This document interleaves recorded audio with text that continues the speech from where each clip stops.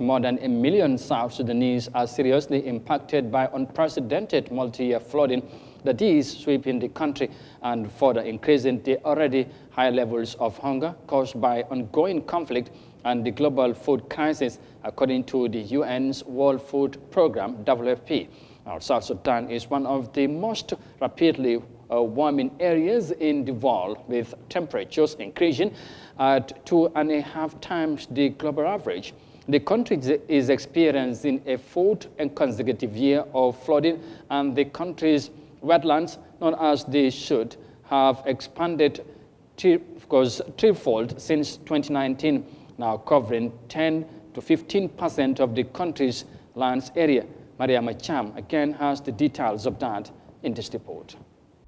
There has been a year-on-year increase in families consuming wild foods, such as water lilies, since this flood began in 2019, a coping mechanism used during times of extreme food scarcity in South Sudan. After nearly a decade of conflict and despite efforts towards implementing the peace agreement, South Sudan continues to grapple with sporadic violence, chronic food insecurity, and the devastating impact of major flooding. The situation remains there across the country as 8.3 million people, 75% of the population, is facing severe food insecurity. Record-breaking drought continues to scorch wide swaths of sub-Saharan Africa, from Somalia in the east to Niger in the west.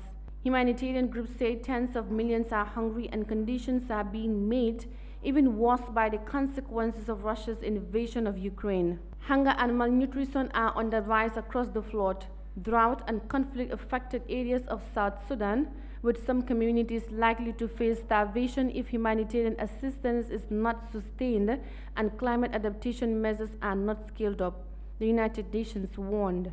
Sexual violence, including conflict-related sexual violence against women and girls, have been widespread and an ongoing problem in South Sudan. While half of the country finds itself underwater, other areas are experiencing drought for the first time on record, and the latest integrated food security phase classification analysis shows drought-affected areas in the southern east of the country have recorded the largest deterioration in food security this year.